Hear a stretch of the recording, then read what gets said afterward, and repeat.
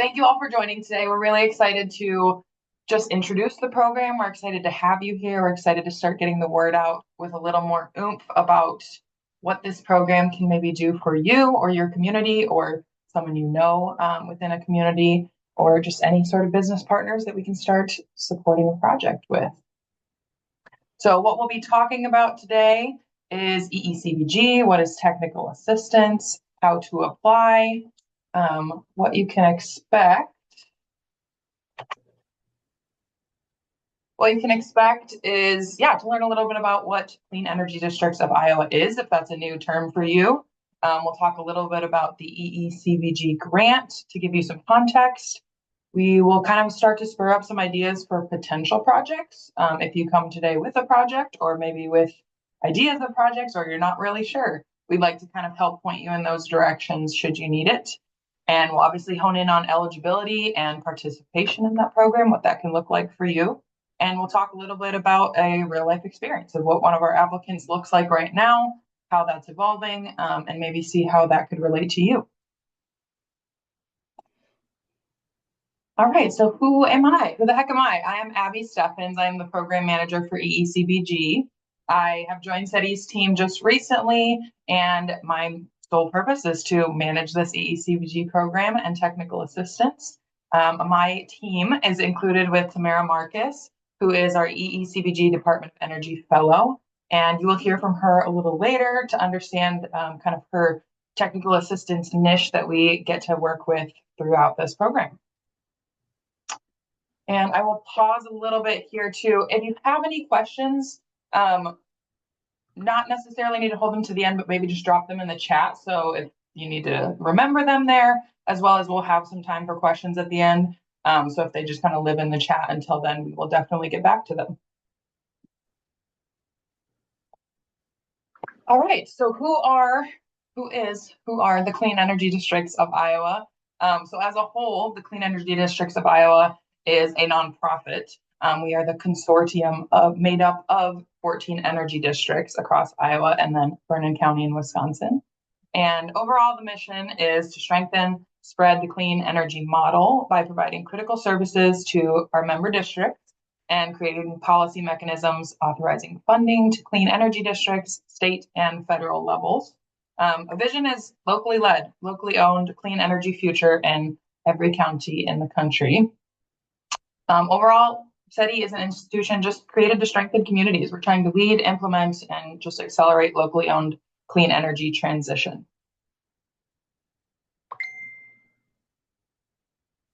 All right, so a little bit of context on what is this acronym, EECBG.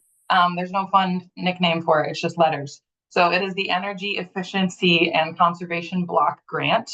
And I need to make sure I keep letting attendees in. With this Energy Efficiency and Conservation Block Grant, we as in CEDI, in partnership with the city of Decorah, we applied for and received funding through the EECBG competitive program, and we were one of 12. We received $1.1 million directed at technical assistance related to energy projects. Overall, this is our kind of tagline. Our funds can support the analysis, the strategy, and planning of renewable energy systems, energy efficiency, overall project designs, and any components related to reducing greenhouse emissions. There is obviously a eligibility criteria of location. So we have 14 clean energy districts. This grant is set to serve our 8 rural counties, our rural energy districts within CEDI's group.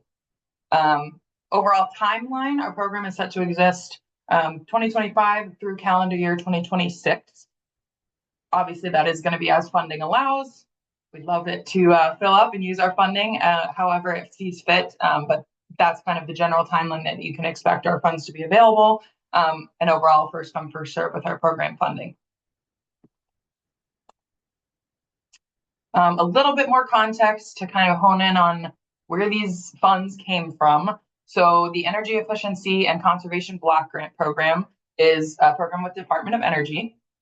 It is grant funds from the Bipartisan Infrastructure Law. So this is not IRA. It is designed to assist states, local governments, and tribes in evaluating and strategizing for carbon emissions, energy efficiency, and reducing energy use, as well as energy burdens. This chart is from one of the DOE presentations to talk about their grant, and I think it just kind of helps break down one, the question of why are only the rural counties eligible for this funding right now, and that's because EECBG has two versions. It has a formula grant funding version as well as the competitive grant. We are in the competitive grant side because we applied. We were one of the 12 selectees, and the formula grant funds go to cities and counties with population over 50,000. They received an automatic allocation via the formula grant program. Then inversely, cities and counties with populations under 50,000 could apply for funding through the competitive grant version. So as I mentioned, these are not IRA dollars. These are infrastructure bill dollars. They are subject to the funding pause. Obviously, we are, well, bless you if you haven't had to hear all the craziness that's been trying to juggle of where funding is at right now. We are still having a pulse on that. We have definitely could be affected by the funding pauses. As of now, as we have heard from our DOE contact, funds are available to draw down. We are proceeding. There is no stop work order. We have our funds, our programs going. That's kind of what we know right now with that. And obviously, we'll keep any interested parties up to date as much as we can with that. But if we haven't heard a stop, then we're going to keep going, and we have money to use. All right. So ideally, you're here because possibly you're in one of these eligible entities, or at least an eligible county, and we can kind of narrow down what entity that might put you under that hits our program eligibility. So some groups that would be eligible include cities, counties, school districts, Native nations, and low-income multifamily housing properties. Again, that is within 8 rural counties, 7 of those being in Iowa, 1 being Vernon County in Wisconsin. As shown on our map here, eligible projects could include renewable energy systems, energy efficiency improvements, greenhouse gas reduction, and this includes new construction or retrofit projects. So this is allowed for if you are making improvements to a building or if you have a totally new building that you're working towards. Similarly, related to like renewable energy systems, if you have a new system or if you have some improvements on a renewable energy system. So that is kind of the gist of the who and the what. And now we can kind of talk a little bit about maybe how this could look for your group. So as I shared earlier, our tagline is to analyze, to plan, and to help you strategize your project. So energy efficiency improvements can look like any of the following. Ideally, we're starting all of our projects with an energy audit. A big part of this project or this program is going to be making sure that we can find some baselines. We can really measure what improvements are being made, both in kilowatts or energy savings or dollar savings that we would be able to provide for these projects. So energy auditing to identify and reduce energy consumption. General just project feasibility, that could be cost analysis, equipment, space, site assessment, those kind of things. Analysis, design related to any of the following possible systems or components of efficiency. As well as, like I said, renewable energy systems. This could look like geothermal, small or large wind generation, large solar generation, as well as maybe there's a battery storage component that isn't on a system or you would like a system plus battery storage. That could definitely fall under this. One important part is that our project or our program funds are not necessarily to execute your project. It is to analyze, plan, and strategize. So we are here to help you prepare for a project, but these are not project implementation funds. So it's not necessarily going to fund your lighting project, not necessarily going to fund your equipment upgrades. We're going to give you technical assistance to give you all the information you should need to kind of weigh your options with your project, get you in the right direction so you have that information to proceed as educated as possible. Obviously, with money in mind, hopefully this design and analysis and those design recommendations that our program can provide can give you everything you would need to step into the funding side of that project execution. Okay, so let's sit a little bit more if some of those kind of just high level topics didn't quite click with you. We'd like to talk a little bit more, get some wheels turning on potential project ideas if you are in need. And here are some ideas of what this could look like in your community. This could look like street light upgrades, building light upgrades. This could be a solar parking lot canopy. It could be an electrical vehicle charging station. It could be multiple charging stations. Overall building improvements. We assume that there's a lot of ways that this component building improvements could be utilized for our funds. So, I mean, that could be anywhere from roof upgrades, insulation, windows, doors, lighting.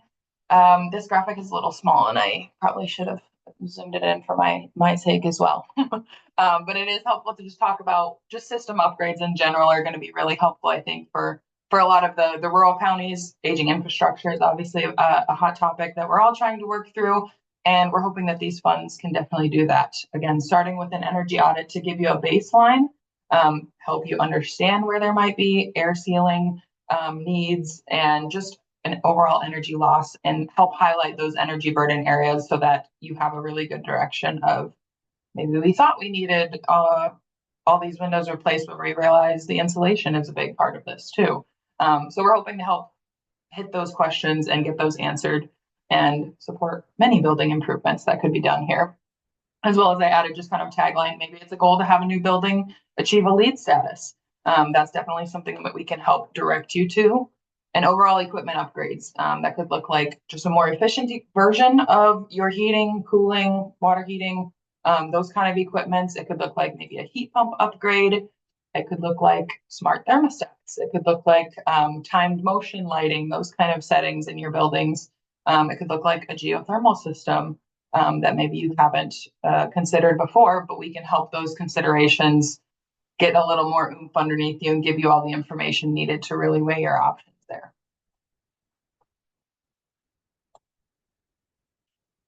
All right. So hopefully you're feeling a little more comfortable of this high level of what this program can do, what our eligibility is, maybe have some project ideas brewing. So a quick recap of finding out if this program is a good match for you and where you're at right now. So is your project located in one of our 8 rural counties?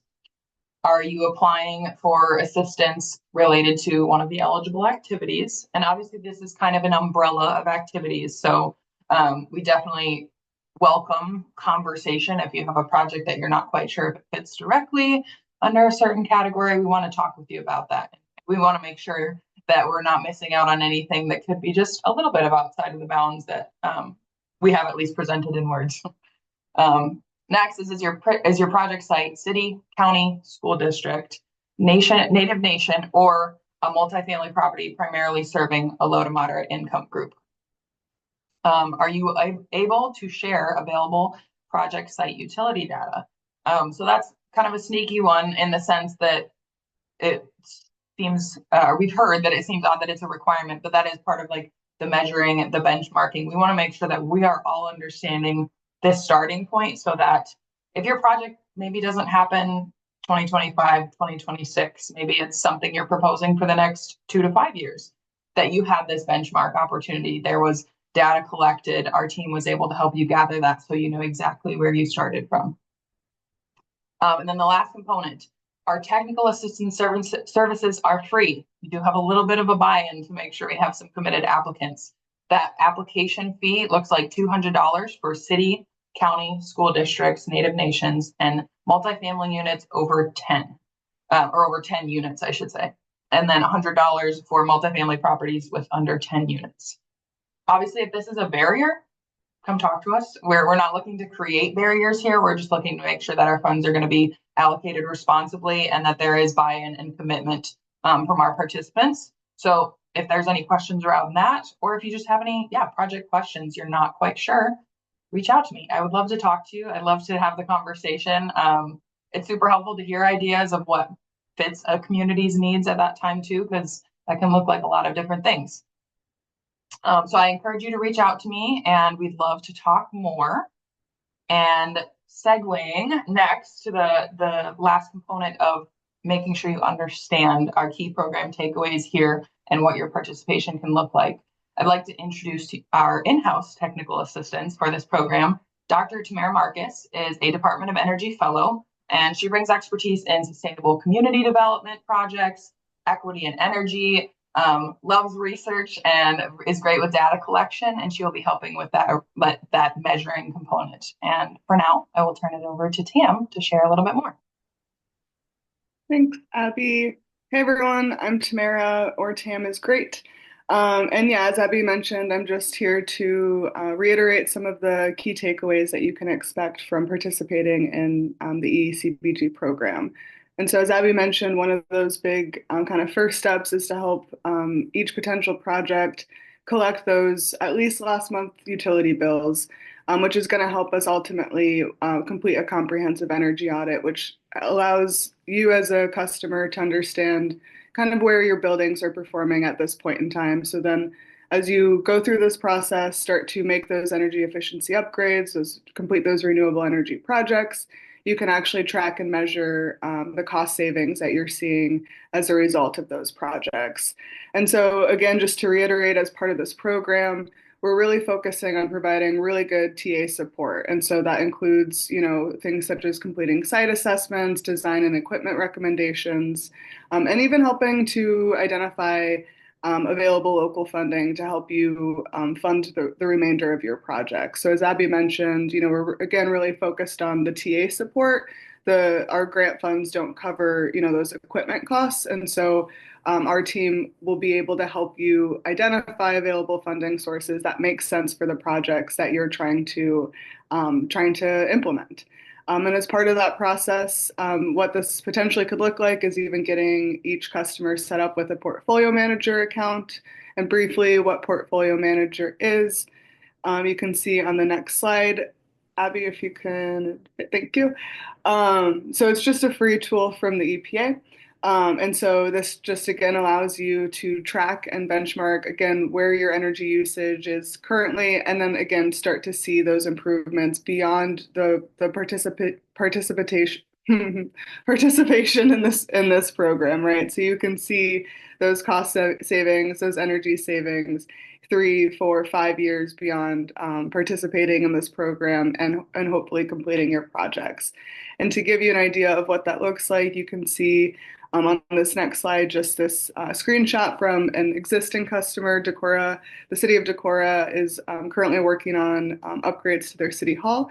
They have graciously allowed us to, take a look at their data from Portfolio Manager. And just real quick, you can see from the graph here in those red and blue lines that usage change over a period of time. So of course, the more energy data that you put into the tool, the better, or the longer term trends you can observe.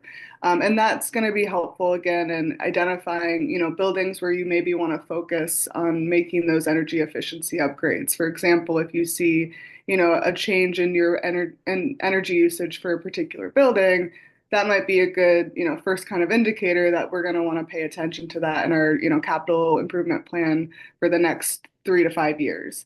And so in addition to these, nifty tools that we can help you get connected with and set up in, the real value, in my opinion, of this program is just having the people power and the expertise to help connect you for your individual projects. And part of that people support, that network support, that takes shape through, the energy district network. And here to talk a little bit about what that can look like and how these local energy districts are helping to make these projects go is Kristen Egan.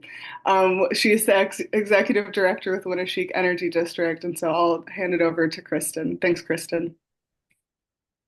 Thanks, Sam, and thanks, Abby. This is a really exciting program for our network to have available. And here in Winneshiek, we're really proud that our city of Decorah was able to be the partner on this project.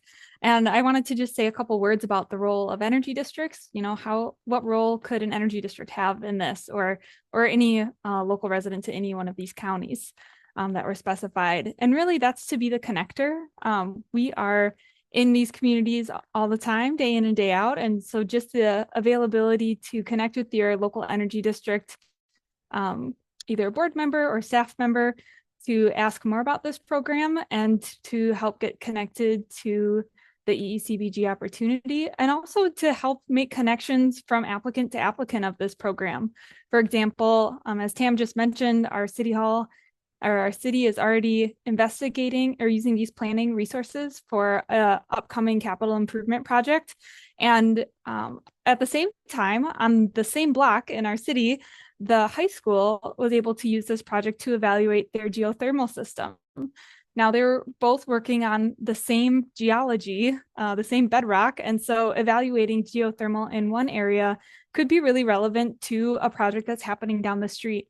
And so energy districts can help really be the connector in communities to maximize the benefit for our communities.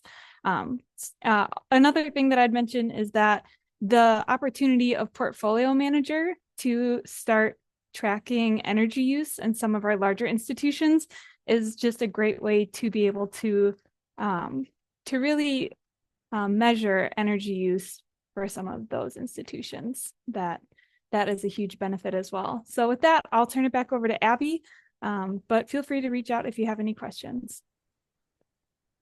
Thank you, Tam and Kristen.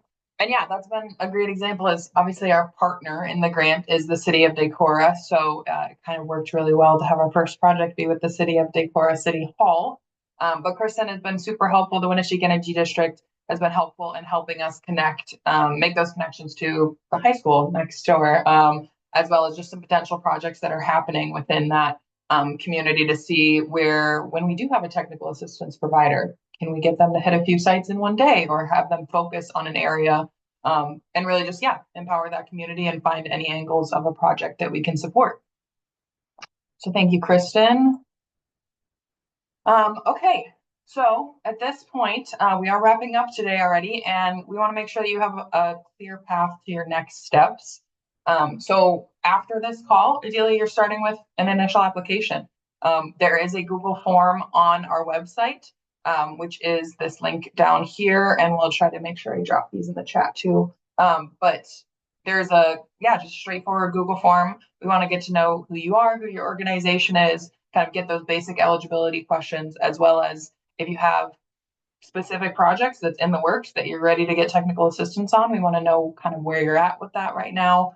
Or if you just have ideas, let us know where your ideas are at, and we'll try to talk you through those.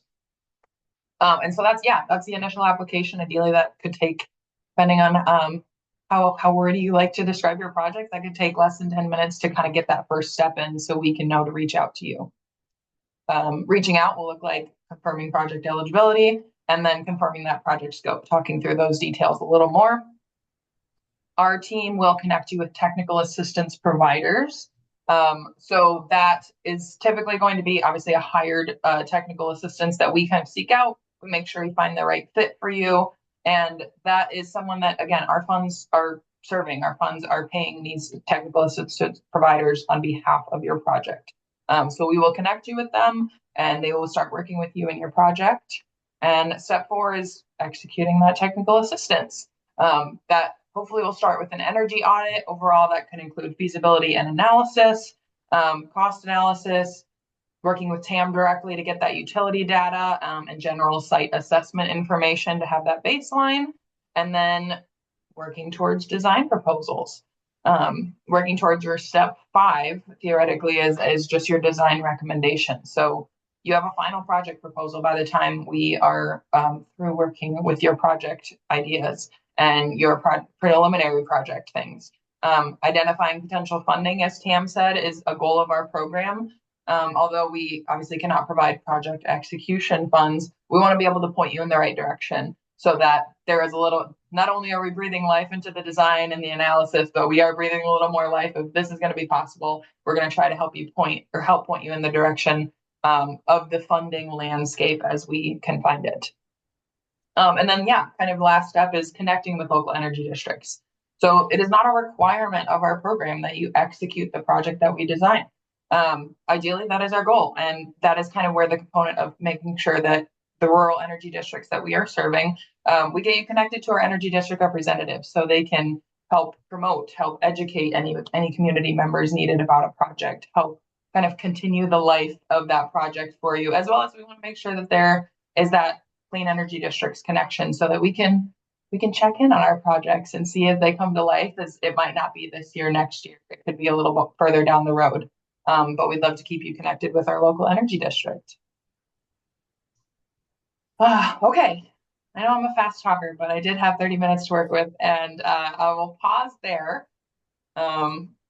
And with our remaining time, which is about 3 minutes, we'd like to answer any live questions you might have right now. And you can drop those in the chat, or you should have the feature to unmute yourself. So I welcome you to do that as well, but we'll start if there's anything in the chat first. And I'll have Kristen help. Oh, I colored on my presentation. I'll have Kristen help direct those questions towards Tam and I. Sure, I don't see any in the chat, but Abby, I'm not able to see the full chat, so. I do have a question. Go for it, Tom. Questions. I didn't put them in the chat, but I thought I'd just ask them live.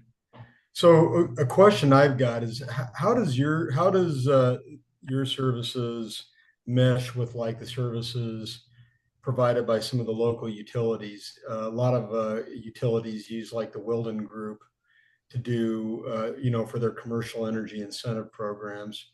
So how does your services mesh with those type of services? Yeah, that's a great question. And thankfully, we did connect with the Wilden Group. We are connected with that Alliant Mid-American program because we wanted to help create distinctions as well as make sure we're filling gaps.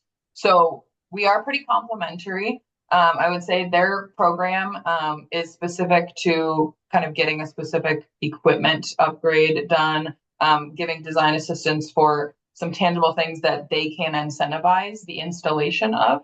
And so we can kind of layer with that design aspect of if there is some expanded design components that their team is not able to provide for yours, we can fill in those gaps. So like they don't work with renewable energy. They're not specific to like heat pump equipment or maybe going all electric if that's the goal. We can fill those gaps and maybe even layer on top of their design assistance. And yeah, we're completely complementary. There's no conflict there to participate in both. And yeah, thankfully we've connected with that team. And so they know us, we know them, and we'd like to layer whenever possible.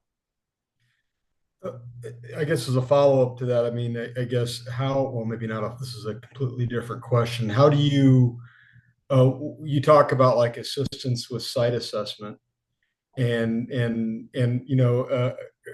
Kristen, I was kind of interested in some of your comments because you were talking about the high school at Decorah and some of the challenges in that impact crater area with geothermal systems. And I'm wondering, how do you guys do geothermal assessment? Do you guys do like assessments for suitability for like geothermal system?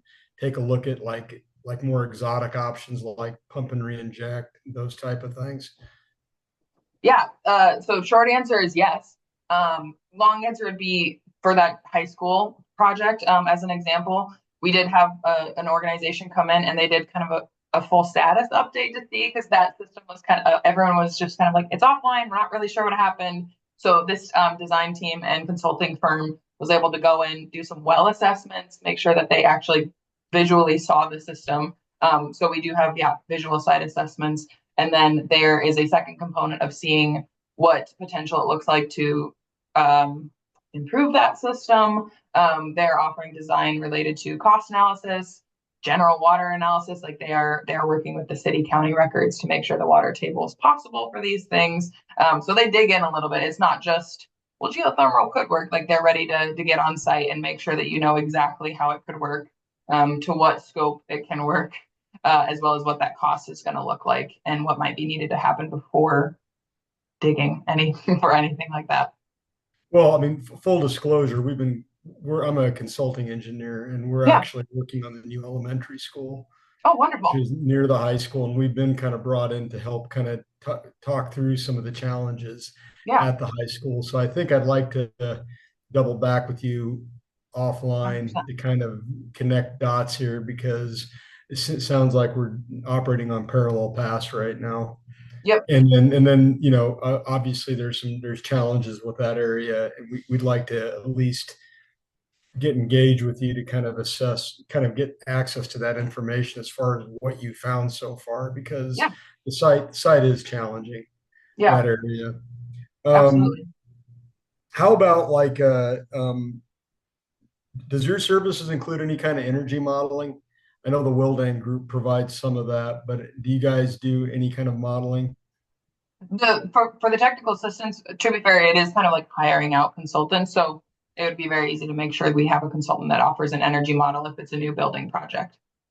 If we're capable of that, I mean, and like obviously when you're looking at implementing more aggressive energy efficiency strategies, there's a more design time involved. Do you guys help with offsetting some of that cost for the district? Yeah, as long as it's related to that analysis and design, we can definitely plug in where it might fit. Yeah, kind of. That's a good kind of point to make sure I elaborate on. It could be a project that's in the works, maybe already has some design team components associated with it. That City Hall project is that for us. So we are just kind of working with their architecture team to make sure that we're understanding where they're at. We're complementing maybe what they already have, as well as enhancing a And design. that's kind of our situation. We're Yep. engaged by the school district for the elementary school. Yeah. And one final question, I guess. I know your funds can't be used for actually funding the actual construction of the project, but do you guys help identify funding sources? I know IRA's out there, but that's obviously kind of a little bit of a question mark as to what the future of that program is going to be. Do you guys help in terms of finding funding sources? I know Wilden Group and the utilities provide some incentive to help offset the cost, but beyond IRA and beyond utility type Yeah. incentives. Yeah, I'll give a short answer and then I'll also kind of loop Tam into this. The short answer is yeah, we're gonna hope to at least have accumulated a list of be able to point you in the right direction. That doesn't necessarily look like us applying for funding programs on your behalf. And it might not be that we know you're a perfect fit for this program. We just know the gist of a program. We'd like to point you in that direction. And then Tam, do you have anything to add there? Yeah, I would just say I really appreciate the questions because I think this illustrates why it's worth, reaching out to us and scheduling like a time to chat about your project. Because Tom, I mean, your questions are great ones. And I think just for one distinction for the Wildan group and specifically, I think their energy, like their incentive programs and eventual cost towards projects is based off of your energy reduction. And so if you're, for that particular program, maybe you're an entity that's not, confident that you're definitely going to do this project and you're still kind of putting some pieces together to present to maybe your city council, for example, to like make the case for the project. So then I think that's a great example of, if you are definitely going to go forward with this project, it might make sense to have Wildan do some of those components versus having some of those components done through our program. And then for the funding component, also kind of the same thing where it's no secret that a lot of this funding available for these projects, has maybe some flux or some caveats at this point in time. And so having, folks like us who can be aware of those updates to that funding as well as new, excuse me, available funding that'll come out is going to be helpful again, to have folks looking at that as that situation continues to evolve, as projects continue to, develop, and then being ready based off of where that project is and what available funding, is present at that time. So I think thank you for helping us illustrate this point, Yeah. Tom. I think it was very helpful. If you have questions about your project, definitely reach out to us, schedule a time to do the deep dive because we realize that there's going to be some specifics to each, individual project, and we want to spend the time and have the people support there to kind of walk through those details with you. Well, we are just getting into sustainability discussions pretty deeply right now, and the project is moving forward. It's a bonded project, and it's funded. So we're just in the early stages of the design right now. So Right. we'll reach out to you. Yeah, we'll get connected soon, Tom. Thank you for your questions. All right, I know we're 6 minutes over, but is there any other lingering questions that somebody had pop up? I'm able to stay for a few more minutes. Yeah, sorry for hogging all the time. They're helpful.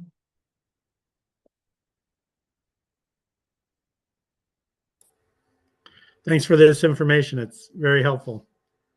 Wonderful. Thank you, Norman.